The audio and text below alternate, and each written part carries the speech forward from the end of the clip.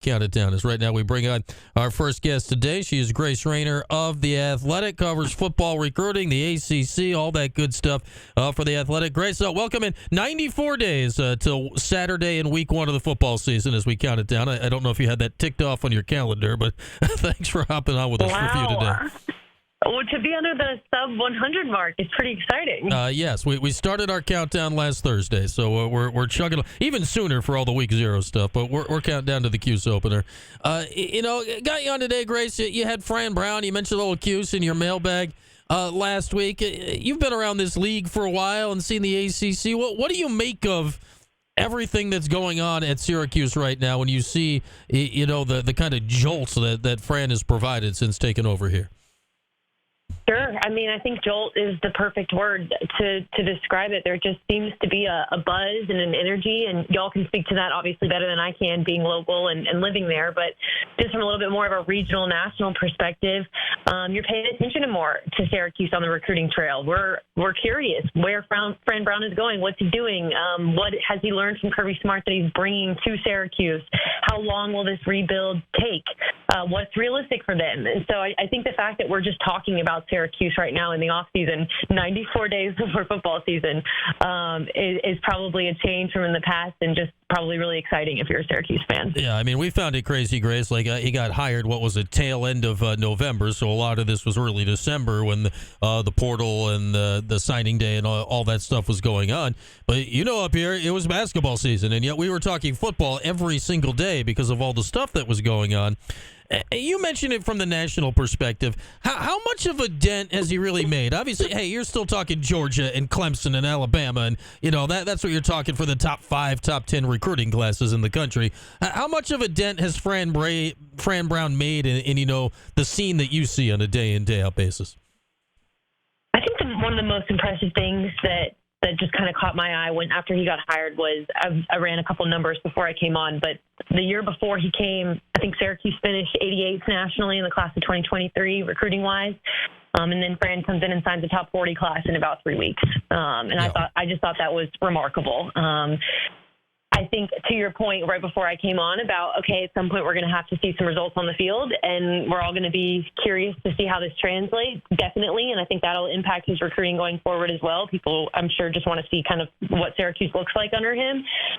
But to be in the conversation for some of these kids that are coming to visit Syracuse in June, to have a seat at the table with kids in the Mid-Atlantic and the Northeast where there hasn't really been a go-to destination. There's a ton of prospects from New Jersey. He knows well that he can go in and get. And I know he had done an interview with one of my colleagues, Ari Wasserman, and said, I don't want to be 19th in the country. Like, I want to win a championship. And to hear someone at Syracuse say top 20 is not good enough for me, I think is just really telling about his mindset and the impact that he's had just nationally with recruits and of course in the media as well. Yeah, it took us a minute to wrap our brains around the things he was saying. It's like, oh, that's great. Okay, I didn't know that was the thought process of how we were going to operate here. And this here, Grace, coming up. June is a massive recruiting month with official visits here for the class of 2025. I know starting this weekend and at least for the 2 or 3 weeks after this, Syracuse for sure. I'm sure every other school's doing the same thing, is having 5 to 10, however many people on campus each weekend. How big of a recruiting month is this going to be coming up when we watch Fran and watch these other schools go to work out there? Totally. Yeah. June is absolutely critical. I think if you were to ask any recruiting staffer in the country, what's the most important month on the calendar and also the craziest month on the calendar, they would say June. I mean, this is the time where you're putting your best foot forward. You're hosting double-digit, usually official visitors every single weekend. You are pulling out all the stops. You're meeting with the families. You know that these kids are going to visit your school one week and then probably be somewhere else the next week.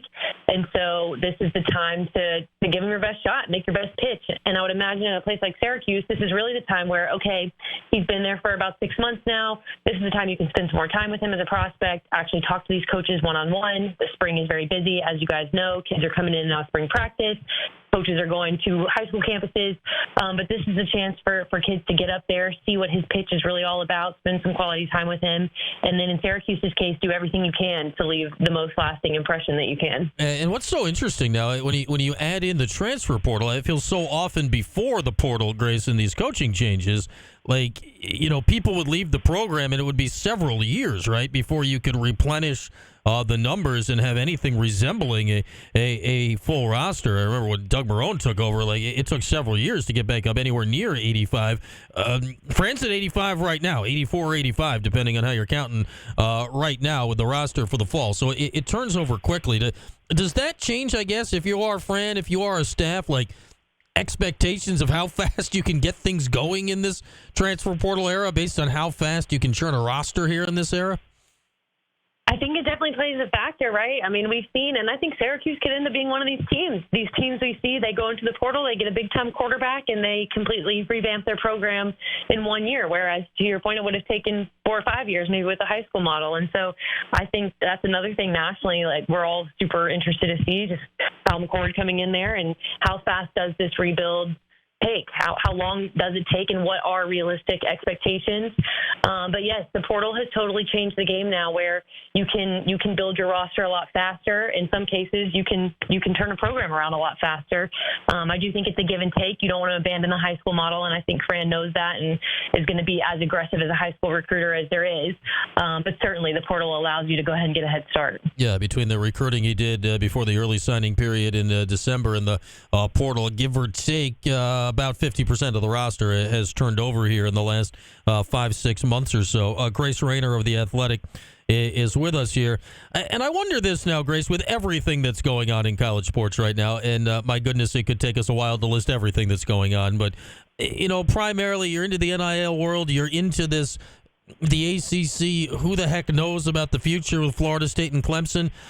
How important is it for Syracuse to, like, get good at football specifically, like, right now, just so, like, if the ships start moving again, right, that people are at least looking at your program favorably, so you have a landing spot when all this thing, whatever the next step is down the line?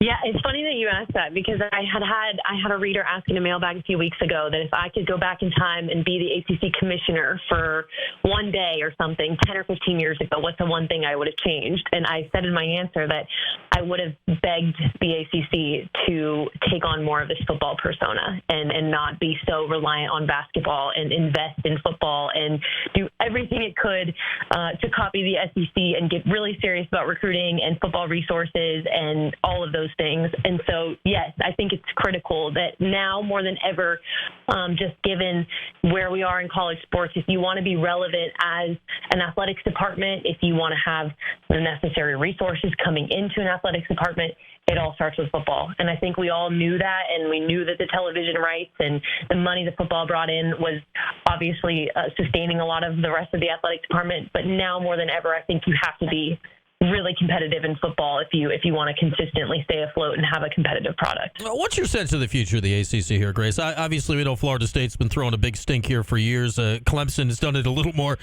dignified, it feels like, here in the last year, but they have filed similar lawsuits. So how do you think this realistically plays out here? Is there legit danger for the rest of the league, or where do you think this goes in the next few years?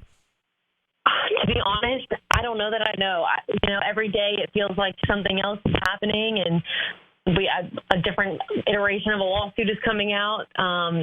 I think it's going to be really interesting just to see what happens. Of course, we've seen the grant of rights and the 2036 stuff and all that stuff. But Florida State has made no secret about how badly it wants out. And Clemson, yes, was a little bit quieter behind the scenes, but has also been pretty aggressive in trying to get out. So I don't know. I don't think anyone knows.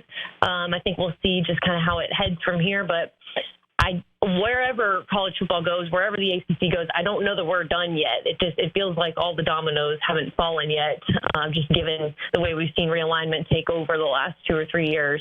I don't know that we're at a point now where we can definitively say that it's done. No, it never quite feels done. Even when it feels done, it never quite feels done these days. Exactly. All right, Grace. So you've covered Clemson a lot over the years. What is up with Dabo in the portal? Why? I hear what he said. Hey, our guys are great. They're better than those guys. And I'm sure that's true for a lot of his roster, and more true than most teams. But what the heck? Every other team in the country is at least dabbling in it. It feels like he's doing nothing at all with it. What's up with this? I think he's just, every other program, I think it was Clemson. I'm sure you saw that tweet, right? It was Clemson and the service academies were the only four programs who didn't take one.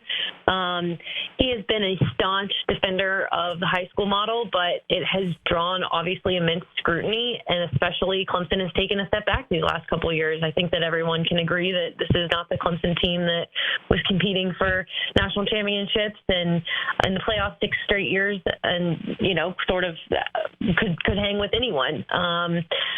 I do like their 2025 class, the way that that's coming together right now. But yes, I think until they take a portal kid, or at least they prove that they're open to taking a portal kid, we are all going to have questions about their roster management, the way they're building it up, why they won't take one.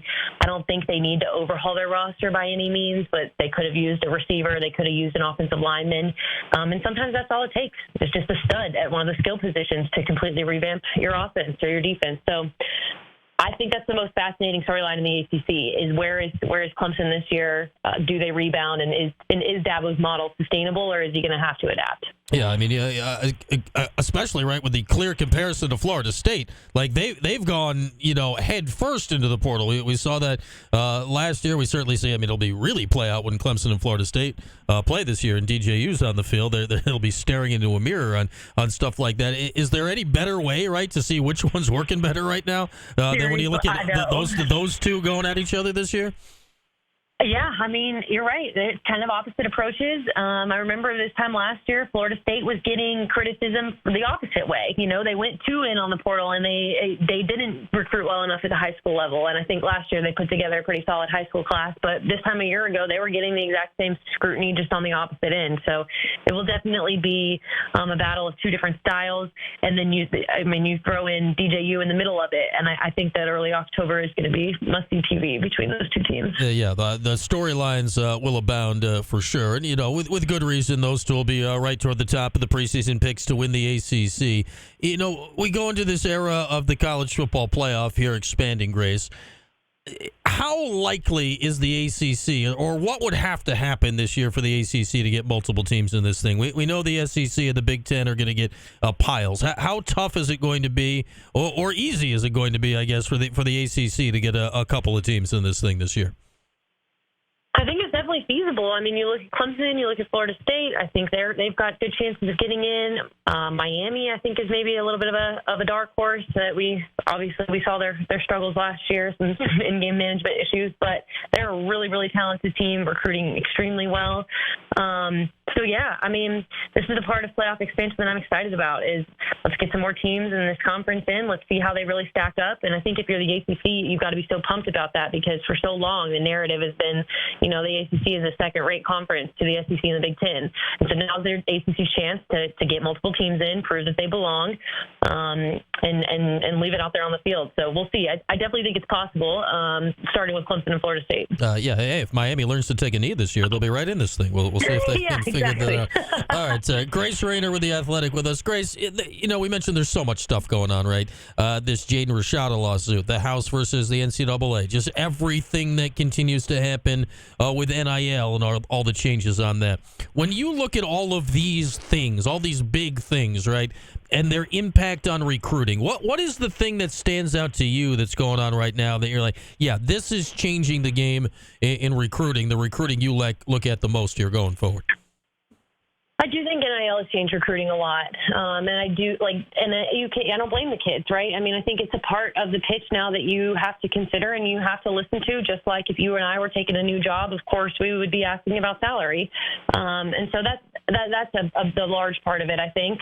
That said, I do think that these kids are still most of the kids that I talk to, they say NIL is a factor, not the factor. And so I think that sometimes gets a little bit lost in the equation. I still think relationships matter a ton, campus visits, development, where they want to be for 4 years. I think all of those things still matter, but I think you have to have a competitive NIL package now. If you want to compete with the big boys and if you want to have a seat at the table with the top recruits, I think you at least have to have a plan. Yeah, well, I know Fran Brown will be happy to know that relationships still matter because he's leading the league in that stuff right now. All right, Grace, been great to chat here with some college football as we continue counting it down to the season. I'm sure we'll touch base before we get to kickoff again, but thanks for hopping on for a few today.